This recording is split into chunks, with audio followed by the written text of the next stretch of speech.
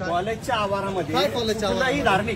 कुठलंही धार्मिक कार्य राहू द्या. धार्मिक नाही चला. ऐकून घ्या पोलाइटली या सगळ्या गोष्टी ऐका.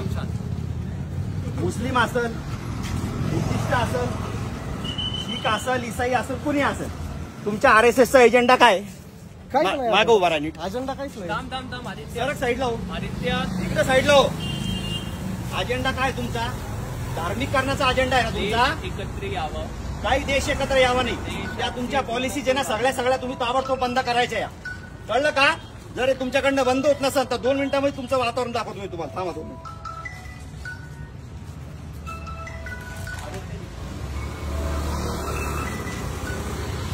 लवकर उचल. PI ला फोन केला, उचल. तुम्हाला सांगू राहिलो पहिलेच मी. सामाजिक तेढ निर्माण करायचं नाही अशा कंडिशन मध्ये. उचल लवकर, इथून उचल ताबडतोब. समोर या इकडं उचल. हे सांगतोय उचल. कुठल्याही धार्मिक शैक्षणिक संस्थांमध्ये अशा कुठल्याही गोष्टी होता कामा नाही. 2 मिनिटात उचल लवकर. मित्रा उचल. काढे लवकर. उचल लवकर. काढा लवकर. ताबडतोब काढा. तुम्ही शिक्षण घेताना रे, तुम्हाला कळत नाही काय गोष्टी? चल काढ लवकर. 2 मिनिटात काढ. गोडीने सांगू राहिलो काढ. चल लवकर काढ. तुम्हाला जे काही बनवायचं असेल तुम्ही बाजूला करायचं आणि तिकडे बनवायचं. शैक्षणिक संस्थांच्या आजूबाजूला काहीच करायचं नाही. कळालं का? कालच तुम्हाला सांगितलं होत्या सगळ्या गोष्टी या. विद्यार्थी ना तुम्ही, इकडे आहो. तुम्ही इकडे या.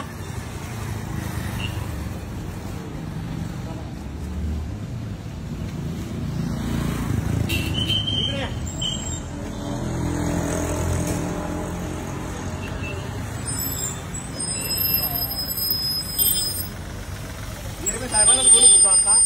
हे धार्मिक वातावरण खराब करण्याच्या हिशोबानं हे सगळे धार्मिक संघटना अशा पद्धतीने कार्यक्रम राबवतात साहेब. इथं RSSची नोंदणी करणं चालू आहे आणि विद्यार्थी बाहेर आल्याच्या नंतर त्यांना सांगितलं जातं धर्माच्या नावावरती सगळ्या गोष्टी करायच्या. मला सांगा, बुद्धिस्ट धर्म असेल, हिंदू असेल, मुस्लिम असेल, शीख असेल, काही जरी असेल, त्याने शैक्षणिक संस्थांमध्ये हे करायला पाहिजे का? हे बघा, हे सगळ्या अशा पॉलिसीज चालू आहे. वातावरण खराब करायचंय का? आंबेडकरी चळवळ यांना नाही का धडा शिकवाल? मारण यांना भडव्याला सगळ्याला पकडून. PI साहेबाला बोलून आलं. इकडे ये तू. कोणाला फोन लावून राहिला तू? हे बा, फोन लावून लोकांना बोलवणं चालू आहे यांचं. बंद करे. उचल. काढ 1 मिनिटात. मागून घे, लांबून घे. काढ लवकर. काय अडचण आहे? उचल 1 मिनिटात. 1 मिनिटात उचल. या धार्मिक गोष्टी करायच्या नाहीत अशा. माहिती दिली का? पोलीस स्टेशनला तुम्ही कळवताय का? या अशा धार्मिक गोष्टी, मिरगे साहेब, या अशा धार्मिक गोष्टी या ठिकाणी करायच्यात का? ऐकून घ्या. समाज कोणताही असू द्या, समाज कुठलाही असो, धार्मिक कार्यक्रम कुठलाही असो, शैक्षणिक संस्था या वैज्ञानिक दृष्टिकोन निर्माण करण्यासाठी झालेल्या असतात. हे काय करतात? हे तरुण पोरांना पकडतात. मग काय शिकवता तुम्ही तिथं? काय शिकवता? याच्यात धर्म काही देशाभिषेचं नाही. तुम्हाला देशाचं करायचं आहे ना? आम्हाला मी सांगतो तुम्हाला. याच्यात धर्म कुठे शिकवला जातो सांगा. पोलीस स्टेशनला घ्या. चला. याच्यात धर्म कुठे शिकवला जातो सांगा. मी सांगतो ना तिथं. चला ना तुम्ही चला ना. हे बोलतो मी आम्हाला. हॅलो, धर्म कुठे शिकवला जातो ते सांगा ना. हॅलो, ऐका साहेब, या शासकीय अभियांत्रिकी महाविद्यालय जे आहेत ना, इथं हे RSSचे लोक जे आहेत ना, या तिथं ते कॅम्पिंग लावून या विद्यार्थ्यांना ते जॉईनिंग करण्यासाठी प्रोत्साहन देऊ राहिले. मला एक सांगा साहेब, धर्म कोणताही असो, धर्माचा विरोधच नाहीये. काय शिकवता मला सांगा. संघ हा धर्माचा विषय नाहीये. काही पण प्रोपगंडा करू नका. पोलीस स्टेशनला आलो मी. चला. धर्म नका लावू तुम्ही. धर्म नाही हा संघ. छत्रपती संभाजीनगरमध्ये राष्ट्रीय स्वयंसेवक संघाची नोंदणी सुरू होती. म्हणजे ही सदस्य नोंदणी केली जात होती. महाविद्यालय परिसरामध्ये नोंदणी करत असताना ह्या नोंदणीला विरोध करण्यात आला. एवढंच काय तर गोंधळही निर्माण झाला. पोलिसांना बोलवण्यात आलं आणि त्यानंतर गुन्हा दाखल झाला. हा संपूर्ण प्रकार ज्यांनी रोखण्याचा प्रयत्न केला, ज्यांनी गोंधळ घातला, ते व्यक्तिमत्व म्हणजेच विजय भाऊ आपल्यासोबत आहेत. आंबेडकरी कार्यकर्ते आहेत ते. तुम्ही हा संपूर्ण प्रकार जो होता तो थांबवला. म्हणजेच RSS म्हणजे राष्ट्रीय स्वयंसेवक संघ ते सदस्य नोंदणी करत होतं. मग तुम्हाला काय अडचण आली? तुम्ही का थांबवलं आणि त्यानंतर का गोंधळ केला होता? हे बघा, राष्ट्रीय स्वयंसेवक संघाला 100 वर्ष पूर्ण झालेत. आता त्यांचं शताब्दी वर्ष असल्याकारणानं त्यांनी एक नवीन टार्गेट या ठिकाणी ठेवलेलं आहे की ज्या शैक्षणिक संस्था आहेत त्या शैक्षणिक संस्थांमध्ये जायचं, त्या ठिकाणी जे तरुण शिकतात त्यांना या धार्मिक अजेंड्यामध्ये अडकवायचं. आम्ही त्यांना रोखण्याचा प्रयत्न करत असताना त्यांना अतिशय सौम्य भाषेत त्या ठिकाणी समजून सांगितलं होतं की शैक्षणिक संस्थांमध्ये कुठलाही धर्म असू द्या, त्या धर्माचा अजेंडा त्यांनी तो रेटू नये. धर्माचे अड्डे आपल्याला त्या ठिकाणी तयार नाही करू द्यायचे आहेत. त्या ठिकाणी विद्यार्थी हा वैज्ञानिक दृष्टिकोन डेव्हलप व्हायला पाहिजे त्याचा, तुम्ही हे करू नका. परंतु ते काही ऐकायच्या मानसिकतेमध्ये नव्हते. आता याच्यामध्ये नव्याने RSSच्याबद्दल नवीन सांगण्याची गरज नाही. त्यांचा जो काही आहे बेस तो रिलिजियस बेस आहे, धार्मिक अजेंडा आहे. आणि RSSवरती आतापर्यंत तब्बल 3 वेळेस ज्या वेगवेगळ्या सरकारांनी त्याच्यावरती बंदी आणण्याचं कारण तेच होतं की धार्मिक दंगली घडवायच्या, धार्मिक द्वेष लोकांमध्ये पसरवायचा आणि आपला जो काही आहे अजेंडा तो रेटाचा, हे RSSचं जुनं धोरण आहे. त्याला आंबेडकरवाद्यांनी रोखलेलं आहे. बरं, परंतु त्यानंतर तुमचा व्हिडिओ सोशल मीडियावर झपाट्यानं व्हायरल झाला.